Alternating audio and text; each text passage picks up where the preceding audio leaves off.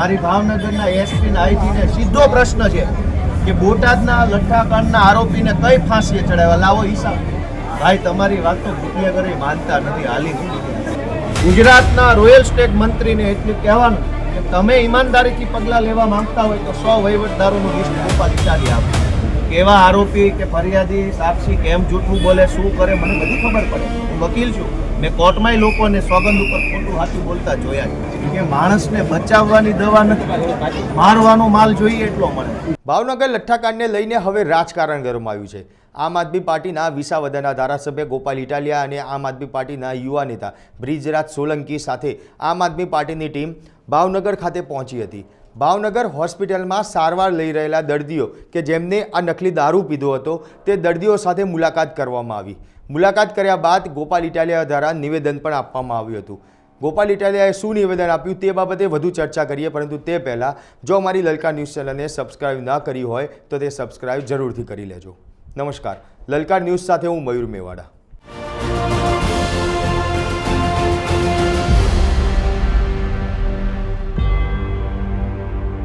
ભાવનગર લઠ્ઠાકાંડમાં ભોગ બનેલા જે લોકો છે તેમને આમ આદમી પાર્ટીના વિસાવદરના ધારાસભ્ય ગોપાલ ઇટાલિયા હોસ્પિટલ ખાતે મુલાકાત માટે પહોંચ્યા હતા. ત્યારબાદ ગોપાલ ઇટાલિયા દ્વારા સરકાર ઉપર આકરા પ્રહારો કરવામાં આવ્યા છે. સરકાર ઉપર પ્રહાર કરતા ગોપાલ ઇટાલિયા શું કહી રહ્યા છે તે એકવાર સાંભળીએ. આજે ભાવનગર જિલ્લામાં બનેલા લઠ્ઠાકાંડના અનુસંધાનમાં જે પીડિતો દવાખાનામાં દાખલ છે એની મેં મુલાકાત લીધી, ખબર પૂછ્યા અને એમની પાસેથી પ્રશ્ન પૂછીને જાણવાની કોશિશ કરી કે શું કહેવા માગે છે. ગુજરાતમાં અને એમાં ભાવનગરમાં લઠ્ઠાકાંડ થયો એ દુઃખની બાબત છે, પણ એના કરતાંય વધુ દુઃખ એ વાતનું છે કે આજથી 3 વર્ષ પહેલાં આ જ જગ્યાએ અહીંયા જ્યાં બેઠો છું એ જ જગ્યાએ બેસીને બોટાદ બરવાળાના લઠ્ઠાકાંડ બાબતે અમે ગળું ફાડીને બોલ્યા હતા કે આ સરકાર આપણા નિર્દોષ યુવાનોનો ભોગ લે છે. આજે 3 વર્ષ પછી ફરીથી આ જ જગ્યા, આ જ સરકારી ભાવનગરની હોસ્પિટલ, એનું આ જ બિલ્ડિંગ ને એ જ 3જા માળે એ જ વોર્ડના એ જ ખાટલા પર લઠ્ઠાકાંડના દર્દીઓ સૂતા છે.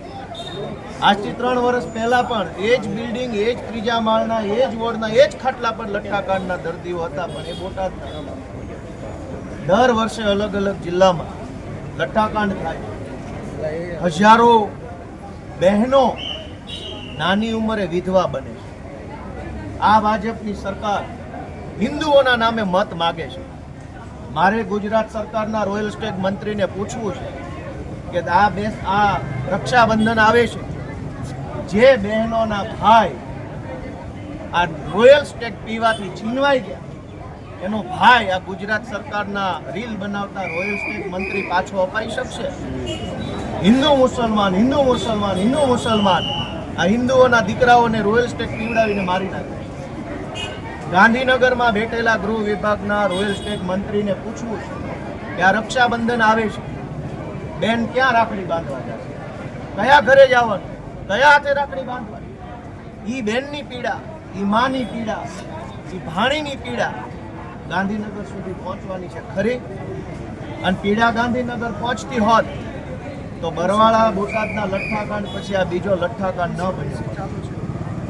અને દર વખતે લઠ્ઠાકાંડ બને એટલે SP, IG, collector, royal state મંત્રી, સરકારના બીજા બધા વિભાગના મંત્રીઓ એક સાથે કડક કાર્યવાહી, પંચની નિમણૂક કરશું, કમિશન બનાવશું, કોઈ છોડવામાં નહીં આવે.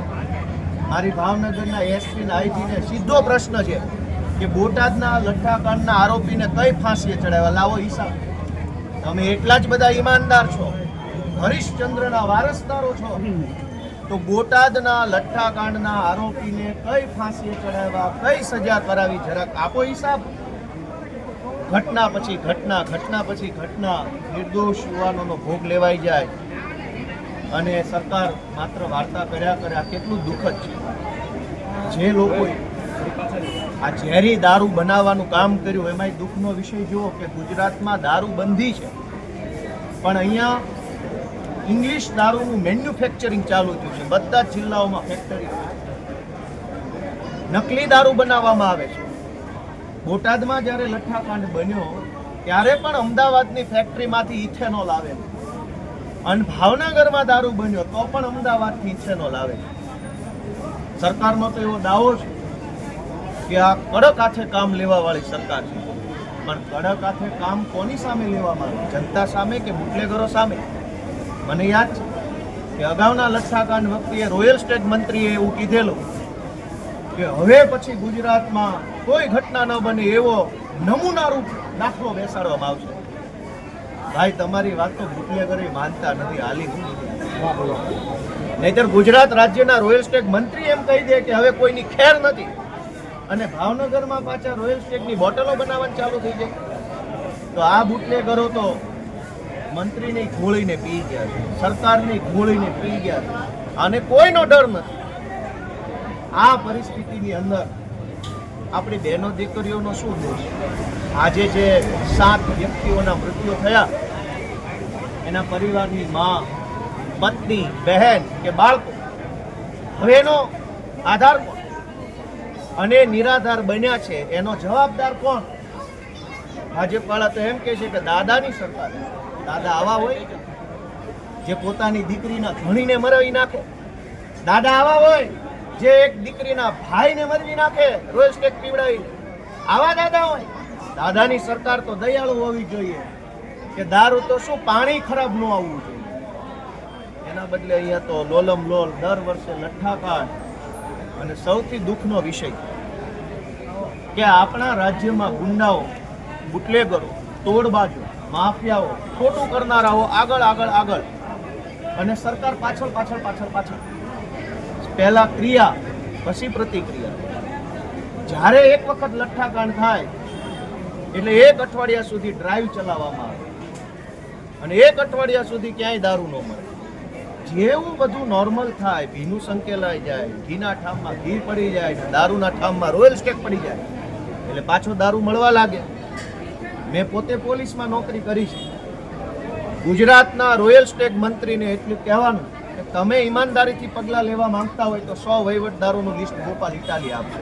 કરો તપાસી, વહીવટદારો ક્યાંથી પૈસા કમાય મને ખબર નથી.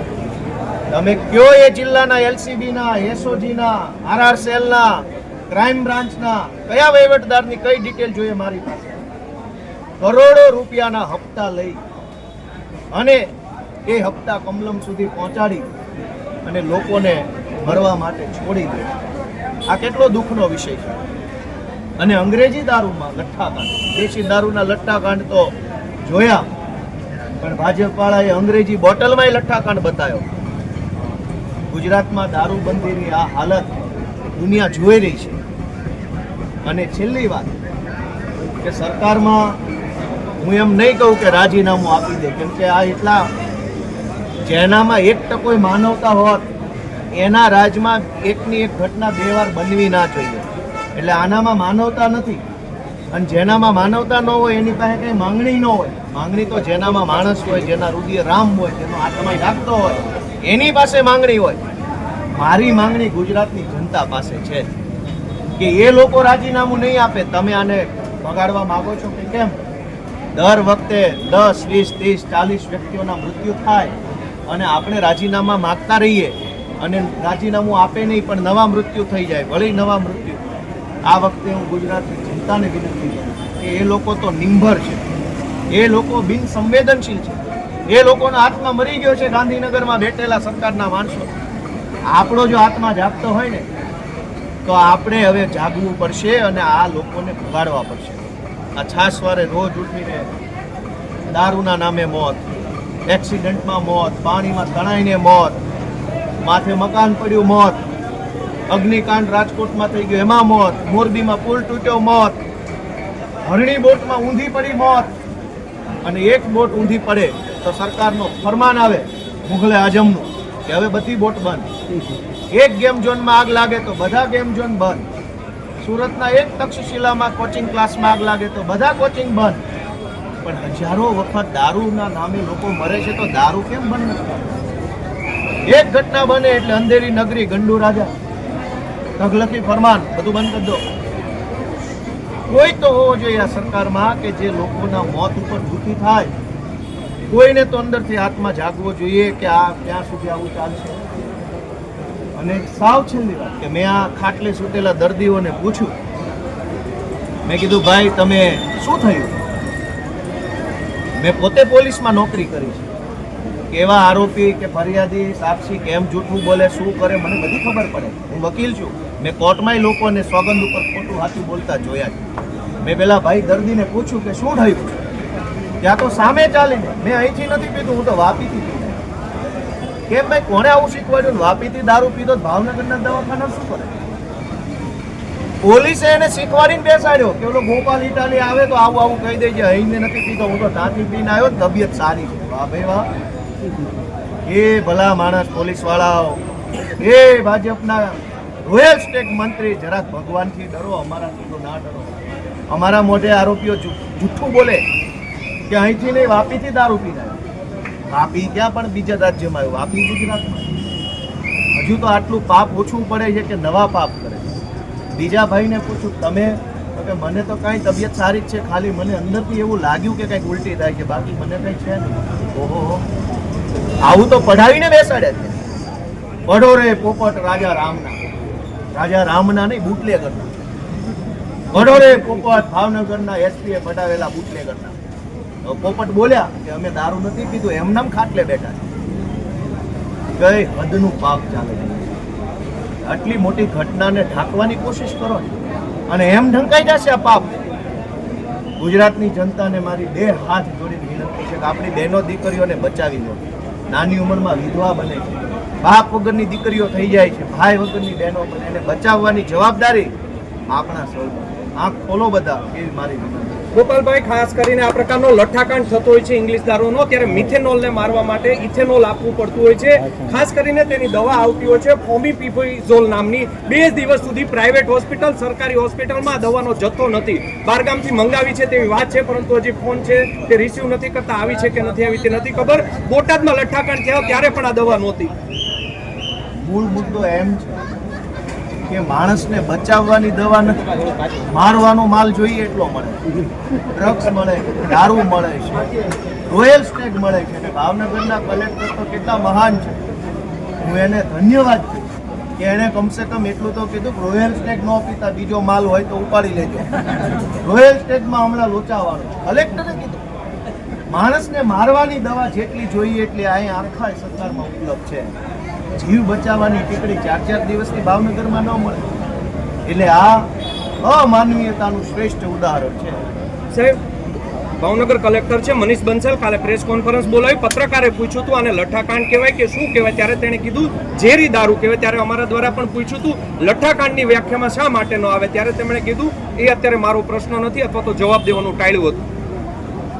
હવે આ કલેક્ટર, એસપી આ બધાએ પોતાના પ્રમોશન અને હારી મલાઈદાર જગ્યાએ પોસ્ટિંગના ચક્કરમાં હાલ ભૂલેલા માણસો. એના વિશે શું કહેવાનું?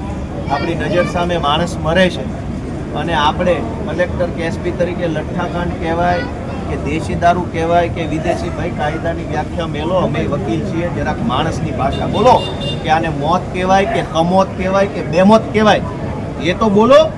લઠ્ઠાકાંડ ના કહેવાય, કેમિકલ વાળો દારૂ કહેવાય. શબ્દ ચાલાકી કરોમાં ભગવાનના ઘરે આ નહીં હાલે. અને શબ્દ ચાલાકી અમારા વકીલથી વિશેષ કોઈ નથી જાણતું.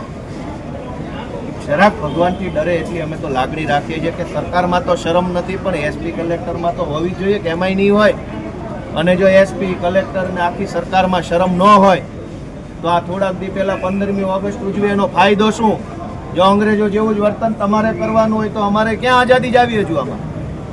ગોપાલભાઈ, ખાસ કરીને આજે ઇંગ્લિશ દારૂ ડુપ્લિકેટ બનાવવામાં આવી રહ્યો હતો. ઉજ્જૈનથી નરેન્દ્ર યાદવ નામના વ્યક્તિને છે તે બોલાવવામાં આવ્યો હતો. સૌ પ્રથમ મોત છે, 17 તારીખે તે બીમાર પડે છે, 18 તારીખે તેનું મોત થઈ જાય છે. ભાવનગર પોલીસ દ્વારા તેનું પીએમ કરાવવામાં નથી આવ્યું ને તેની ડેડ બોડી છે તે પીએમ કરાવ્યા વગર મોકલી આપવામાં આવી હતી મધ્યપ્રદેશ.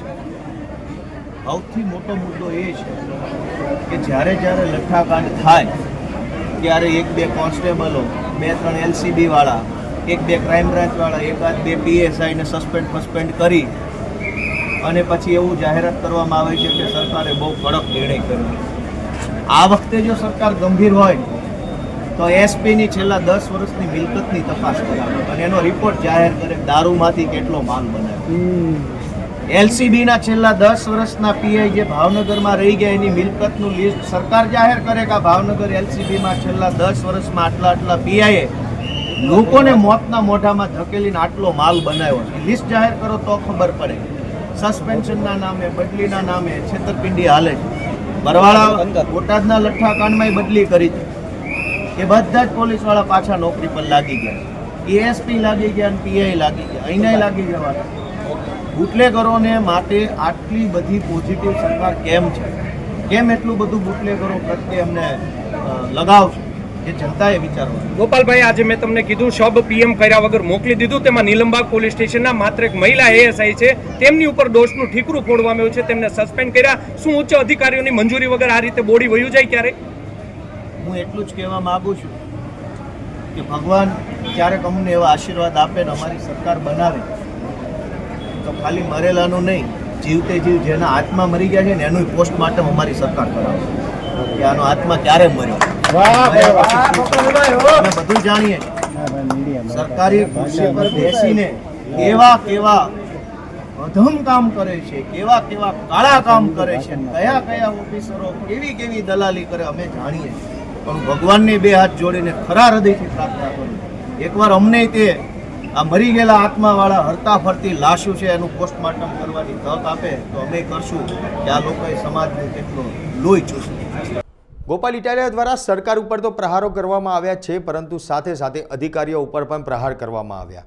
ગોપાલ ઇટાલિયાએ સરકારને અપીલ કરી છે કે છેલ્લા 10 વર્ષમાં આ આઈપીએસ અધિકારીઓની મિલકતની તપાસ થવી જોઈએ. જો યોગ્ય રીતે આ મિલકતની તપાસ થાય તો કદાચ ચોક્કસપણે ખ્યાલ આવે કે આ અધિકારીઓ બુટલેગરોને કેટલા છાવરી રહ્યા છે અને તેમની પાસેથી કેટલો માલ કમાયા છે. ત્યારે હવે જોવાનું રહેશે કે સરકાર આ અધિકારીઓની મિલકતની તપાસ ખરેખર કરાવશે ખરી. તમારું શું માનવું છે તે કોમેન્ટ બોક્સમાં જરૂરથી જણાવજો. આપના પોતાના પ્લેટફોર્મ લલકારને લાઈક કરો, ફોલો કરો, સબસ્ક્રાઇબ કરો અને શેર કરો.